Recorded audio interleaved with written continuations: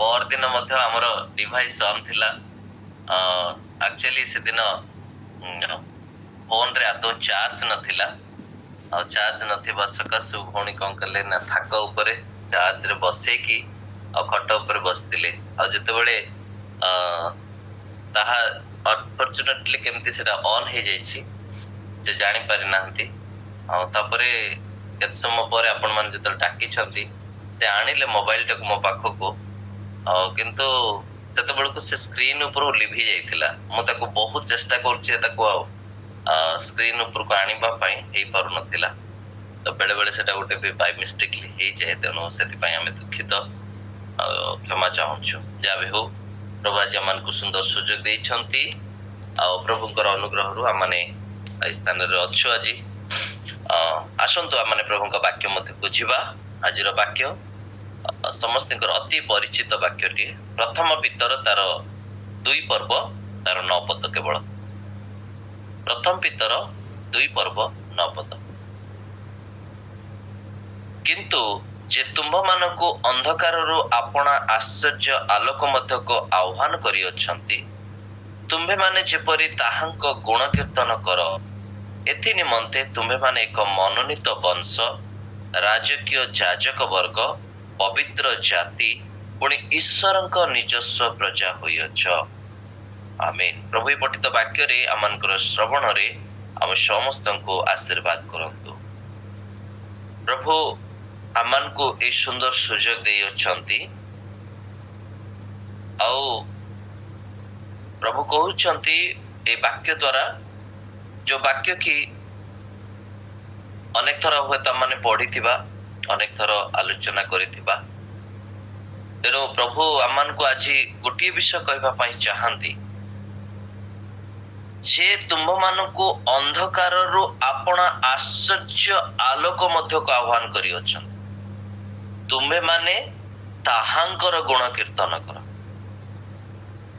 अंधकार रु प्रभु आमन को आलोक को आह्वान करिसंती कोन करिबा पई तांकर गुण कीर्तन करिबा पई तांकर जय जयकार करिबा पई तांकर महिमा करिबा पई गुण कीर्तन रो अर्थ न वर्तमान देखिथिबे आपण माने सहरांचल रे बा ग्रामांचल रे तो नुह किंतु सहरांचल रे केवल जे आमर जे संकीर्तन हुए ता नुह अन्य विश्वास मतर मध्य भोर 5टा बेले मध्य संकीर्तन करंती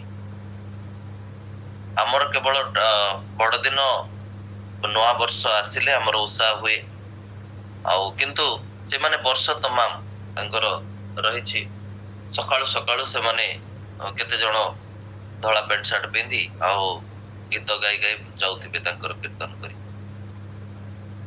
गुण कीर्तन अर्थ सेटा नुह आमे जे झांझ खोल धरी की आ उषा उठेबा सेटा गुण कीर्तन नुह आम चरित्र आमर चरित्र ही तांकर गुण कीर्तन करिवो आ सेटा को से कहउचंती सेथि पई तुमे माने एक मनोनीत वंश राजकीय जाजक वर्ग पवित्र जाति पुणी ईश्वरक निजस्व प्रजा होइअछ सबु विषय को व्याख्या करिबा स्वल्प समय भितरे संभवपर नुह कारण ताहा एक बाइबल अध्ययन हे जिवो किंतु आज आमे केवल गोटिए शब्द को नबा ताहा होची मनोनीत वंश बा मनोनीत वी आर चूजन आमे तांकर मनोनीत प्रभु कहउचंती तुमे माने मनोनीत वंश वंश को नेकी जतबेले हम माने चिंता करू अनेक समय आमे हमर वंश को नेकी गर्व मध्य करिथाउ आउ वंश सकाशु मो अमक वंशर लोक बेले बेले स्वामी स्त्री रे मते कथा हला बेले को तमे मते कोन कहबो म हम वंश कथा तमे चिन्हि न नै कि बेले बेले हमर वंश को नेकी आमने गर्व करिथाउ आउ एठी मध्य जदि आमने पुरातन नियम को देखिबा पुरातन नियम द्वितीय विवरण तार 10 पर्व 15 पद द्वितीय विवरण 10 पर्व तार 15 पद जेटी लिखा जाउ अछि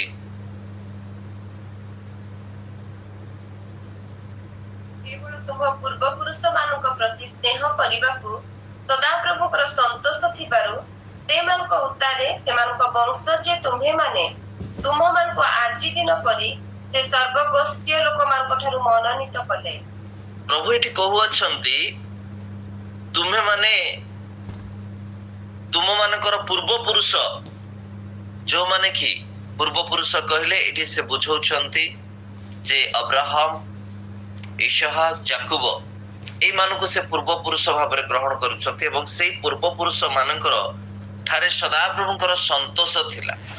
अब्राहम को प्रभु पसंद करथिले, इसहाक को पसंद करथिले, याकूब को पसंद करथिले। से मानकर चारित्रिक गुण जो ईश्वरଙ୍କ प्रति भय सेई सब विषय गुड़ाक प्रति संतोष थिबारु देखा जाउछि से मानकर वंश जे तुमे माने तुम मानको आज दिन परि से सर्वगोष्ठी लोक मानक ठारू मनोनीत थिले।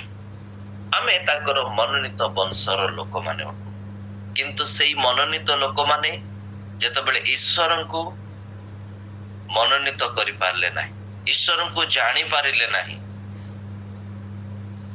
बा निजर धार्मिकता उपरे से माने गर्व करी करी चलिले।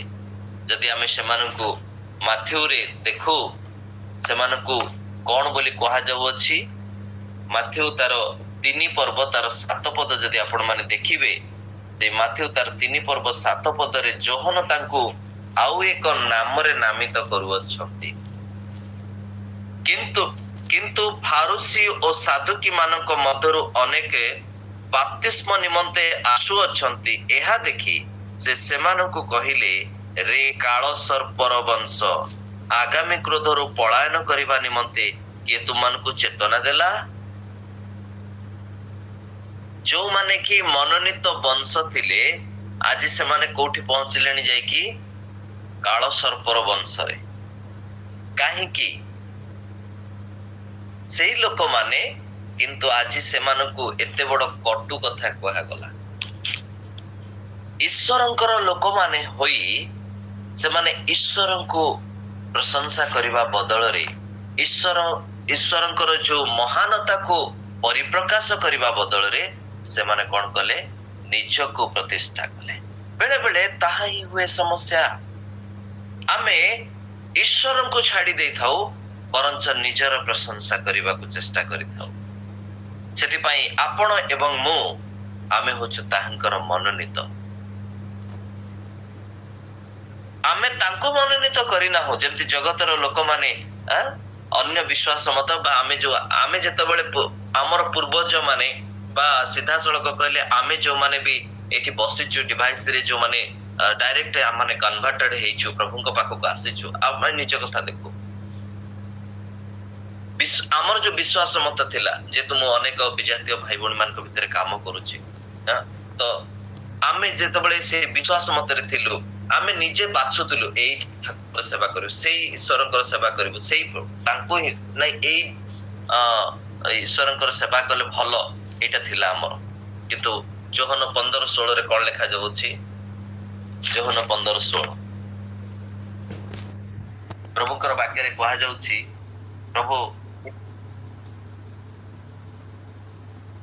तुम्हें माने मते मनोनीत करिना हो किंतु मु तुम मानको मनोनीत करी अछि आ तुम्हें माने जेपरि जाई फल उत्पन्न करो और तुमनकर फल स्थायी हुए एति निमंते तुमनको नियुक्त करी अछि जेतिरे तुम माने मो नाम रे पिता को जा के मागी बसे ता तुमनको मनोनयन ईश्वर आमानको करी अछंती। आमे तांको मनोनीत करिना हो आमे बाछि ना हो वे तो जगत भितर आमे जतले आसिलु हां प्रभु जीशुଙ୍କର शिक्षा मते भलो लागो जिबा प्रभु जीशु मते ए प्रकार आकर्षण करले आमे तांको हमर चुचेन रे आनिनु से हमकु पसंद करछंती। जगतर पतनावधि से हमनको तांकर हेबा पई चाहि अछि जेनु हम जीवन रे ए विषय गुडा को नितांत रहिबा आवश्यक जेतु से हमनको मनोनीत करी अछंती। जति पई से कहउचंती से जोहन 15 पर्व हमनकर खोला थाउ सेठो केतटी विषय म आपण मानकु कहिबी। जदि तार 4 पद को माने देखो जोहन 15 पर्व तार 4 पद को जदि माने देखो ताहले सेठी लिखा जाउ अछि मो ठारे रुह सेथिरे मु तुम मानक ठारे रहि।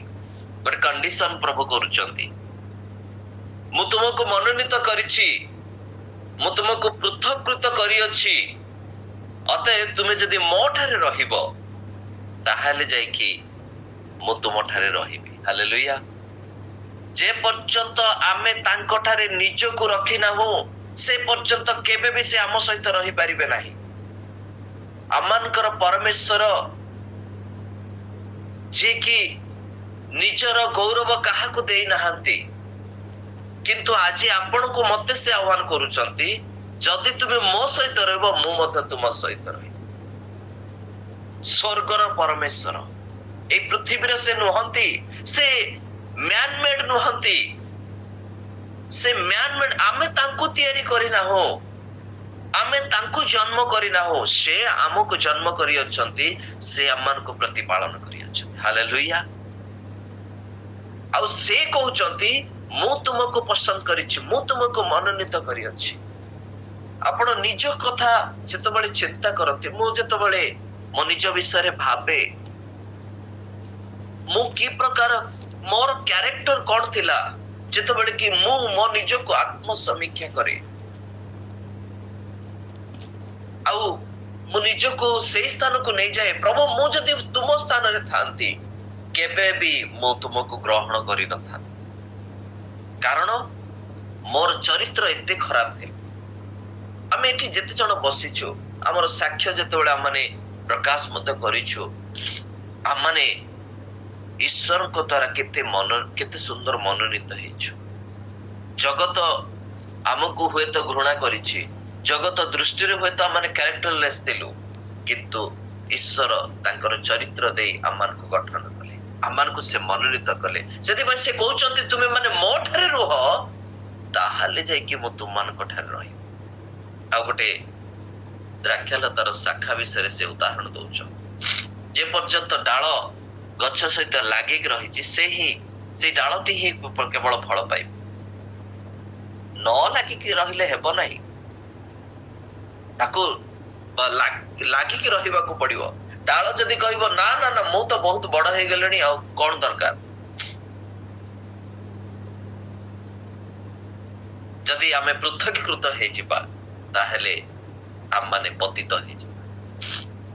पृथकीकरण जड़े व्यक्ति को पतित आड़ को नहीं जाए, किंतु संलग्नीकरण संयुक्तिकरण ईश्वरंकर ठारे आमन को वृद्धि साधन करे। प्रभु से कथा कहउचंती, तुमे जे पर्यंत मो सहित न रहिच केबे भी फल फली पारिबो। हुए तो माने अनेक ऊपर को उठी पारू, आम जीवन रे अनेक विषय देखा दे पारे, आमे माने महान आमर वार्ड मध्य आम पछरे लागि पारे, इति बड़ लोक, किंतु जदि आमर ईश्वर को सहित संयुक्तिकरण नाही बेकार। लुसिफर विषय को टिके आनु जागो। लुसिफर जहाँ विषय आमे सब तो विषय जानिछु प्राय, खाली केवल चुंबक रे संयुक्त करे। लुसिफर पाखरे सब किछि टैलेंट थिला, कोन हैला शेषरे ईश्वर को पाखरे रही पार। बेले बेले आम जीवन रे सब विषय थाए, किंतु ईश्वर मनोनयन आम पाखरे रही पार न थाए। आमे बुझी पारि न थाओ ईश्वर आमान को मनोनीत करी अछंती। मु जेतेबेले सफलतार सीढ़ी चढ़े, जेतेबेले मु भूली जाए जे मते किए मनोनीत करी अछन, आ शेषरे मोर इच्छा को वो कण करे प्रकाश करे। आ सेटा ही समस्या, सेटा ही समस्या प्रिय। सेति पई एटी कहा जाउछि तुमनको मो ठारे रहिबा को पड़िबो। डाल जे पर्यंत ख्रीष्ट माने गछ ठारे लागि कि रही नाही जे फल फली परिबो नै। डाल हुए तो बहुत बड़ हेई पारे, डाल रे अनेक पत्र हेई पारे, किंतु फल आसीबो नै। प्रभु से दिन से डिम्बुरी गछ को दूर देखि कहले, आ पत्र हेइछि बादे निश्चय फल हेइतियो। पाखो आसी देखु गोटे भी फल नाही, एते सुंदर पत्र किंतु गोटे भी फल नाही। हां, तार मीनिंग हला कोन? आम जीवन रे सब किछि थिबो, चर्च को जीवा थिबो, हमर उपासना थिबो, हमर उपवास प्रार्थना थिबो, हमर दान दशमांश दबार थिबो, हां, किंतु आत्मिकता हमर नथिबो, आम भितरे प्रेम नथिबो। प्रभु को पाखरे जोटा कि तरंती पुस्तक रे लिखा जाउछि, तुम पाखरे सब थिबो किंतु जदि प्रेम नथिबो, हां, बेकार।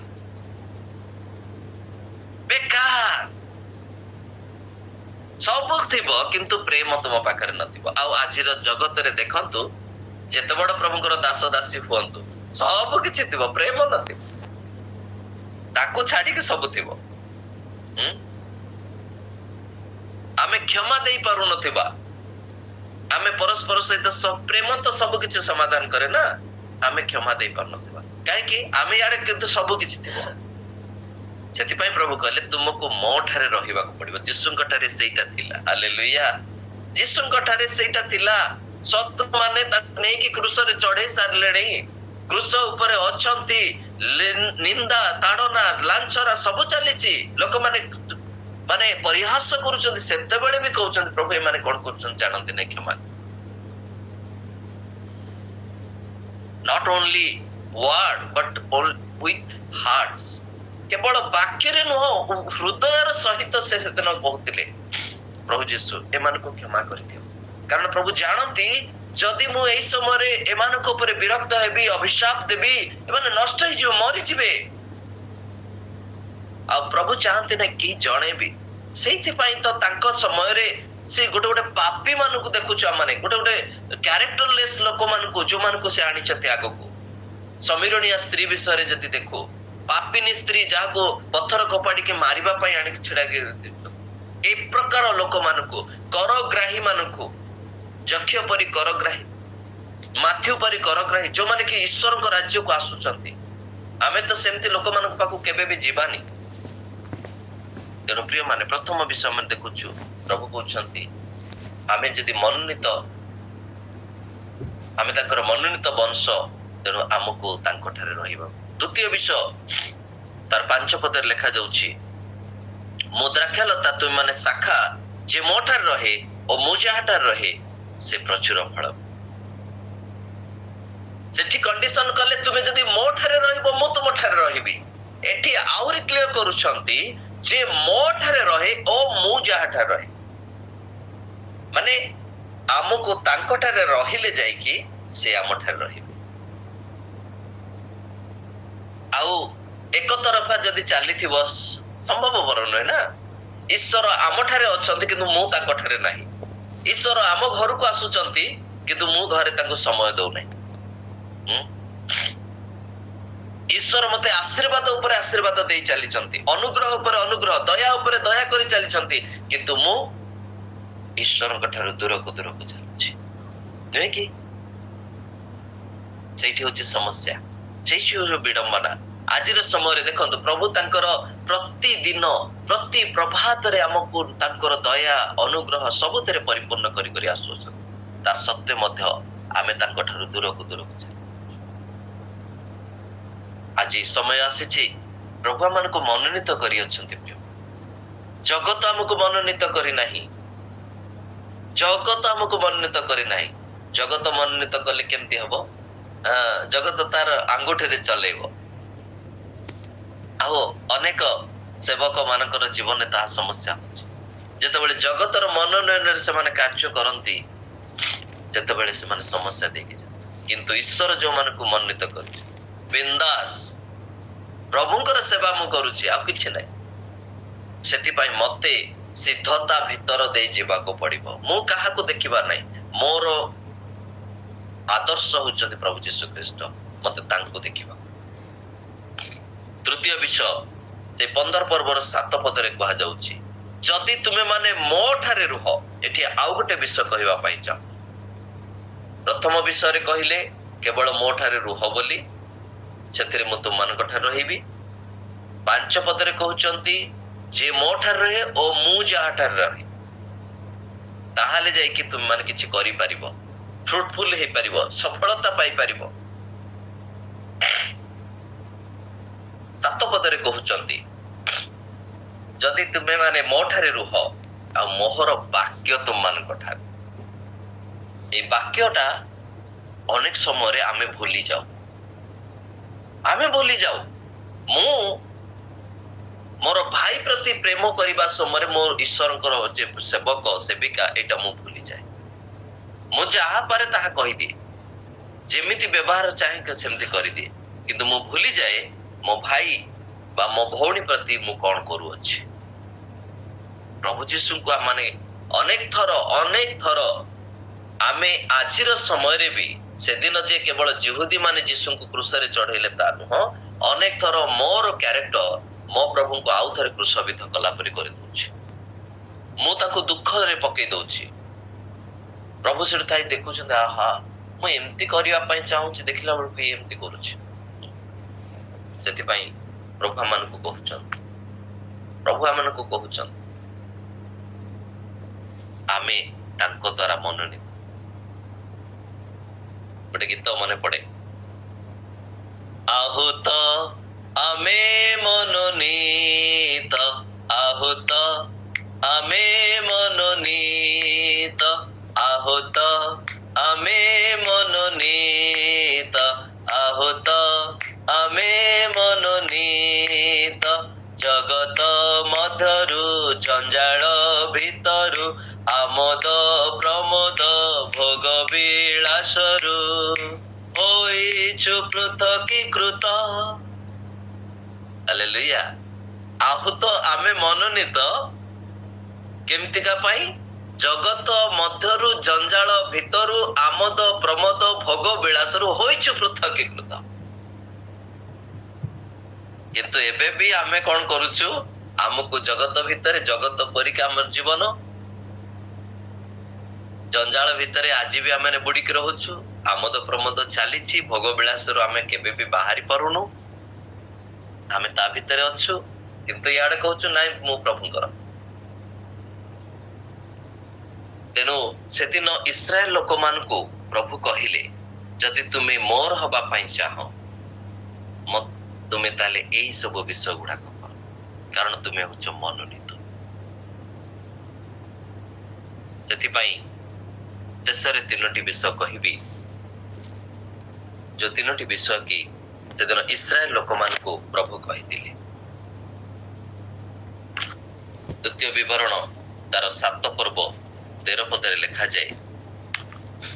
ଦ୍ୱିତୀୟ ବିବରଣ 7 ପର୍ବ ତାର 13 ପଦରେ ପ୍ରଭୁ ଏହି କଥା କୁହନ୍ତି, ପୁଣି ସେ ତୁମ୍ଭକୁ ସ୍ନେହ କରିବେ ଓ ତୁମ୍ଭକୁ ଆଶୀର୍ବାଦ କରିବେ ଓ ତୁମ୍ଭକୁ ବର୍ଦ୍ଧିଷ୍ଣୁ କରିବେ ମଧ୍ୟ ସେ ତୁମ୍ଭକୁ ଯେଉଁ ଦେଶ ପୂର୍ବପୁରୁଷ ମାନଙ୍କ ନିକଟରେ ଶପଥ କରିଅଛନ୍ତି, ସେଇ ଦେଶରେ ସେ ତୁମ୍ଭ ଗର୍ଭଫଳ ଓ ତୁମ୍ଭ ଭୂମିଫଳ ଓ ତୁମ୍ଭ ଶସ୍ୟ ଓ ତୁମ୍ଭ ଦ୍ରାକ୍ଷାରସ ଓ ତୁମ୍ଭ ତୈଳ ଓ ତୁମ୍ଭ ଗୋରୁ ମାନଙ୍କର ବତ୍ସ ଓ ତୁମ୍ଭ ବଲର ଶାବକ ଏହି ସମସ୍ତଙ୍କୁ ଆଶୀର୍ବାଦ। Hallelujah. The blessing of obedience, ବାଧ୍ୟତାର ଆଶୀର୍ବାଦ। ଇସ୍ରାଏଲ ଲୋକମାନଙ୍କୁ ସେଦିନ ସେ କହୁଛନ୍ତି, ମୁଁ ତୁମକୁ ଏଇ ବିଷୟ ଗୁଡାକରେ ଆଶୀର୍ବାଦ, ଯେତକ ମାନେ ଜଗତର ବିଷୟ ଗୁଡାକ ଉପରେ ସେ ଆଶୀର୍ବାଦ କରିବେ, କାରଣ ସେ ମନୋନୀତ କରିଅଛନ୍ତି। ସେ ଗୋଟେ ବଂଶକୁ ସମ୍ପୂର୍ଣ୍ଣ ମନୋନୀତ କରିଛନ୍ତି, ମୁଁ ସେଥିପାଇଁ ଆଶୀର୍ବାଦ କରିବି। ଆଉ ଆଜିର ସମୟରେ ମଧ୍ୟ ଦେଖନ୍ତୁ ଇସ୍ରାଏଲ ଜାତି ଏବେ ବି ଆଶୀର୍ବାଦରେ ସେମାନେ ଅଛନ୍ତି। ହାଲେଲୁୟା। ଜଣଙ୍କ ସକାଶୁ, ସେ ଅବ୍ରାହମ, ଇସହାକ, ଯାକୋବଙ୍କ ସକାଶୁ ଏବେ ବି ସେ ବ୍ଲେସିଂ ବହିକି ଆସୁଛି। ଆଜି ଆପଣଙ୍କର ଈଶ୍ୱର ଯୋଉ ଆପଣଙ୍କୁ ମନୋନୀତ କରିଛନ୍ତି, ଆପଣ ମାନେ ଭୁଲନ୍ତୁ ନାହିଁ ଯେ ଆପଣଙ୍କର ପରିବାର ମଧ୍ୟ ସେ ଆଶୀର୍ବାଦ ପାଇବାକୁ ଯାଉଛି। ସେଥିପାଇଁ କିପ୍ ଇଟ୍ ଅପ୍। ଆପଣଙ୍କୁ ଲାଗି ରହିବାକୁ ପଡିବ, କଣ୍ଟିନ୍ୟୁଅସଲି ଈଶ୍ୱରଙ୍କ ଠାରେ ସମର୍ପିତ ହେବାକୁ ପଡିବ, ଈଶ୍ୱରଙ୍କର ମନୋନୟନରେ ରହିବାକୁ ପଡିବ। ପ୍ରଭୁ କହୁଛନ୍ତି ବାଧ୍ୟତାର ଆଶୀର୍ବାଦ ବିଷୟ।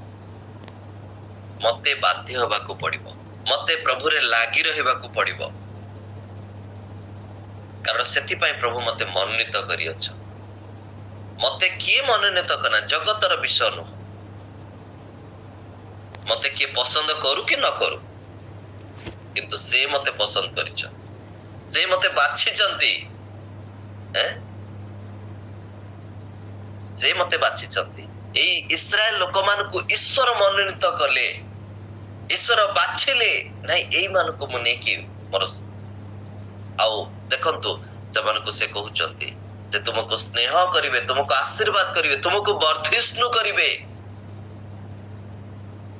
ଗୋଟାଏ ପଟେ ତୁମେ ଥିବ, ଆଉ ଚତୁର୍ପାର୍ଶ୍ୱରେ ତୁମର ଶତ୍ରୁ ମାନେ ଥିବେ, କିଏ ତୁମର କିଛି କରିପାରିବେ। ଇସ୍ରାଏଲ ଜାତିକୁ ଆଜି ଦେଖନ୍ତୁ, ଗୋଟେ କ୍ଷୁଦ୍ର ଦେଶ, କିନ୍ତୁ କାହାର କେହି ତାଙ୍କ ସପୋର୍ଟରେ ଥାଆନ୍ତୁ କି ନଥାନ୍ତୁ, କିନ୍ତୁ ଈଶ୍ୱର ତାଙ୍କ ସପକ୍ଷରେ ଅଛନ୍ତି। ଦ୍ୱିତୀୟ ବିଷୟ, ଯେହେତୁ ସମୟ ଅଭାବରୁ ମୁଁ ଏଲାବୋରେଟ୍ କରୁନାହିଁ, କେବଳ ଚୁମ୍ବକରେ କହୁଅଛି। ଦ୍ୱିତୀୟ ବିଷୟ, ସେଇ ଦ୍ୱିତୀୟ ବିବରଣ 11 ପର୍ବ ତାର 13 ପଦ। ଦ୍ୱିତୀୟ ବିବରଣ 11 ପର୍ବ 13 ପଦ। ସେଠି ଆଉ ଗୋଟେ ଆଶୀର୍ବାଦ ବିଷୟରେ କୁହାଯାଉଛି। ଆଉ ତୁମେ ମାନେ ଆପଣା ଆପଣାର ସମସ୍ତ ଅନ୍ତଃକରଣ ଓ ସମସ୍ତ ପ୍ରାଣ ସହିତ ସଦାପ୍ରଭୁ ତୁମମାନଙ୍କ ପରମେଶ୍ୱରଙ୍କୁ ପ୍ରେମ କରିବାକୁ ଓ ତାହାଙ୍କୁ ସେବା କରିବାକୁ ଆଜି ଆମ୍ଭେ ଯେଉଁ ଆଜ୍ଞା ଦେଉଛୁ, ତାହା ଯେବେ ଯତ୍ନ ପୂର୍ବକ ଶୁଣିବ, ତାହେଲେ 14 ପଦରୁ ଆପଣ ମାନେ ପଢି ପଢି ଆସିବେ। ପ୍ରଭୁ କହୁଛନ୍ତି, ଆମେ ଆଦ୍ୟ ବୃଷ୍ଟି ଶେଷ ବୃଷ୍ଟି ଦବା, ତୁମର ଦ୍ରାକ୍ଷା ଫଳକୁ ଦବା, ତୁମର ପଶୁଗଣକୁ ଦବା। ଅନେକ ଅନେକ ଆଶୀର୍ବାଦ ଗୁଡାକ ସେଠି ଲେଖା ହେଇଛି। ତେଣୁ ଦ୍ୱିତୀୟ ଆଶୀର୍ବାଦ ହଉଛି ଦ ବ୍ଲେସିଂ ଅଫ ଲିସନିଂ। ଯେତେବେଳେ ଆମେ ଶୁଣୁ, ଈଶ୍ୱରଙ୍କର ବାକ୍ୟ ଶୁଣୁ, ପାଳନ କରୁ, ସେତେବେଳେ ଆମେ ଆଶୀର୍ବାଦ ପ୍ରାପ୍ତ। ବାଧ୍ୟତାରେ ଆଶୀର୍ବାଦ, ତାଙ୍କର ବାକ୍ୟ ଶୁଣିବାରେ ଆଶୀର୍ବାଦ। ଏବଂ 11 ପର୍ବର 22 ପଦ ଯଦି ଦେଖିବେ, ସେଇ ଦ୍ୱିତୀୟ ବିବରଣ 11 ପର୍ବ 22 ପଦ, କାରଣ ସଦାପ୍ରଭୁ ତୁମମାନଙ୍କ ପରମେଶ୍ୱରଙ୍କୁ ପ୍ରେମ କରିବାକୁ, ତାହାଙ୍କ ସମସ୍ତ ପଥରେ ଚାଲିବାକୁ ଓ ତାହାଙ୍କଠାରେ ଦୃଢ ରୂପେ ଆସକ୍ତ ହେବାକୁ, ଏହି ଯେ ସମସ୍ତ ଆଜ୍ଞା ମୁଁ ତୁମମାନଙ୍କୁ ପାଳନ କରିବାକୁ ଦେଉଅଛି, ତାହା ସବୁ ଯେବେ ତୁମମାନେ ଯତ୍ନ ପୂର୍ବକ ମାନ୍ୟ କରିବ। ଯଦି ତୁମେ ମାନ୍ୟ କରିବ, ପ୍ରଭୁ କହୁଛନ୍ତି ତୁମ ସମ୍ମୁଖରୁ ଶତ୍ରୁ ମାନଙ୍କୁ ମୁଁ ତଡିଦେବି, ବିରୁଡି ପଠେଇକି ତଡିଦେବି। ଦେଖନ୍ତୁ ଇତିହାସର କେତେ ଗବାହି ଗୁଡାକ ରହିଅଛି। ମାନେ ଇସ୍ରାଏଲ ଲୋକ କିଛି କରିବା ପୂର୍ବରୁ ଈଶ୍ୱର ତାଙ୍କର କାର୍ଯ୍ୟ କରିଛନ୍ତି। ବିରୁଡି ମାନଙ୍କୁ ପଠେଇ ଦେଇଛନ୍ତି, ଚାଲ ଭାଗ, ମୋର ଲୋକମାନେ ଆସୁଛନ୍ତି, ଭାଗ। ଆପଣ ଏକ୍ସପେକ୍ଟେସନ କରୁନଥିବା ବିଷୟକୁ ଈଶ୍ୱର ଆପଣଙ୍କ ସମ୍ମୁଖରେ କରିବେ। ତେଣୁ ତୃତୀୟ ଆଶୀର୍ବାଦ କଣ? ଦ ବ୍ଲେସିଂ ଅଫ କେୟାରଫୁଲ କିପିଂ। ଯେତେବେଳେ ଆପଣ ଯତ୍ନ ପୂର୍ବକ ତାଙ୍କୁ ମାନ୍ୟ ଦେବେ ବା ନିଜର ଠାରେ ତାଙ୍କୁ ରଖିବେ। ସେଥିପାଇଁ ପ୍ରଭୁ କହିଲେ, ତୁମମାନେ ମୋ ଠାରେ ରୁହ, ମୋର ବାକ୍ୟ ତୁମମାନଙ୍କ ଠାରେ ରହୁ। ମୋ ଠାରେ ରୁହ, ମୁଁ ତୁମ ଠାରେ ରହିବି। ମୋ ଠାରେ ରୁହ, ଆଉ ମୁଁ ତୁମ ଠାରେ ରହିବି, ଏବଂ ମୋର ବାକ୍ୟ ତୁମଠାରେ ରହିବ, ତାହେଲେ ତୁମମାନେ ପ୍ରଚୁର ଫଳ ଫଳିବ। ଆଉ ଫଳ ବିଷୟରେ ଯେତେବେଳେ ଆମେ ଚିନ୍ତା କରୁ, ଅନେକ ସମୟରେ ଆମେ ଭୁଲି ଯାଉ। ଆମେ ଫଳକୁ ଅନେକ ସମୟରେ ଖ୍ରୀଷ୍ଟୀୟ ଜୀବନରେ, ଆମ ଜୀବନରେ ସେଇ ଆତ୍ମାଙ୍କର ଯୋଉ ଫଳ, ସେ ଫଳକୁ ଆମେ ଇଗ୍ନୋର କରି ଚାଲି ଯାଇ। ଆମେ ପବିତ୍ର ଆତ୍ମାରେ ପୂର୍ଣ୍ଣ ହେବାକୁ ଚେଷ୍ଟା କରୁ, ପରଭାଷା କହିବା ପାଇଁ ଚେଷ୍ଟା କରୁ, ଭାବବାଣୀ କହିବା ପାଇଁ ଚେଷ୍ଟା କରୁ, ସୁସ୍ଥ କାର୍ଯ୍ୟ କରିବା ପାଇଁ ଚେଷ୍ଟା କରୁ, ଆରାଧନା କରିବାକୁ ଚେଷ୍ଟା କରୁ, ବାକ୍ୟ କହିବା ପାଇଁ ଚେଷ୍ଟା କରୁ। ବର୍ତ୍ତମାନ ଚାଲିଛି ଏଇଟା, ମାନେ ଆମେ ସମସ୍ତେ ସେଥିରେ କରୁଛୁ, ପ୍ରାକ୍ଟିସ କରୁଛୁ। ଭଲ ବିଷୟ ମଧ୍ୟ, ଯୋଉଟା କି ପାଉଲ କହୁଛନ୍ତି, ଯଦି ତୁମେ ପରଭାଷା କହିପାରୁଛ, ଆହୁରି ଅଧିକ ପରଭାଷା କହିବା ପାଇଁ ଚେଷ୍ଟା କର। ଯଦି ତୁମେ ଭାବବାଣୀ କହୁଛ, ଆହୁରି ଭାବବାଣୀ କହିବା ପାଇଁ ଚେଷ୍ଟା କର। ଯଦି ତୁମେ ବାକ୍ୟ କହୁଛ, ବାକ୍ୟ କହିବା ପାଇଁ ଚେଷ୍ଟା କର। ଯଦି ପ୍ରଭୁ ତୁମକୁ ଦାନ ଦେଇଛନ୍ତି, ଗୀତ ଗାଇବା ପାଇଁ ଚେଷ୍ଟା କର। ସବୁ। କିନ୍ତୁ ଆମେ ଭୁଲି ଯାଉଛୁ, ଆମେ ଆତ୍ମାଙ୍କର ଫଳକୁ ଇଗ୍ନୋର କରିକି ଚାଲି ଯାଉଛୁ। ସେଇଟାକୁ ଆମେ ଭୁଲିବା ନାହିଁ। ଆମ ପାଖରେ ପ୍ରେମ, ଆନନ୍ଦ, ଶାନ୍ତି, ଦୀର୍ଘ ସହିଷ୍ଣୁତା, ପରୋପକାରିତା, ମୃଦୁତା, ଭଦ୍ରତା, ବିଶ୍ୱସ୍ତତା, ଆତ୍ମସଂଯମ, এইগুড়াক ଆମ ପାଖରେ ରହିବା। ଏଇଟା ପୁରା ଆପଣଙ୍କ ଆଖି ଆଗରେ ରହିବା ଦରକାର। ମୁଁ ପରଭାଷାରେ ପ୍ରାର୍ଥନା କରୁଥିବି, କିନ୍ତୁ ମୋର ପ୍ରେମ ନଥିବ। ମୁଁ ଭାବବାଣୀ କହୁଥିବି, କିନ୍ତୁ ମୋର ସହଭାଗିତା ନଥିବ। ମୁଁ ଅନ୍ୟକୁ ତୁଚ୍ଛ କରୁଥିବି, ନା ସେଇମାନେ ଗୋଟେ ଲୋକ, ସେଇମାନେ ଗୋଟେ କଣ, ନାଇଁ କି? ମୁଁ ବାକ୍ୟ ପ୍ରଚାର କରୁଥିବି, ମୁଁ କିନ୍ତୁ ଅନ୍ୟକୁ କ୍ଷମା ଦେଇ ପାରୁନଥିବି। ସେଥିପାଇଁ ପ୍ରିୟ ମାନେ ପ୍ରଭୁ ଆପଣଙ୍କୁ ମତେ ଆଜି ମନୋନୀତ କରିଛନ୍ତି, ପୃଥକୀକୃତ କରିଅଛନ୍ତି। ତୁମେ ସେଇମାନଙ୍କ ସେଇଟା ତ ବିଜାତୀୟ ମାନେ କରୁଛନ୍ତି, ଆଉ କଣ ଅଧିକାଟା ହେଲା? ଆମେ ପ୍ରଭୁଙ୍କୁ ପାଇକି କଣ ଲାଭ ହେଲା?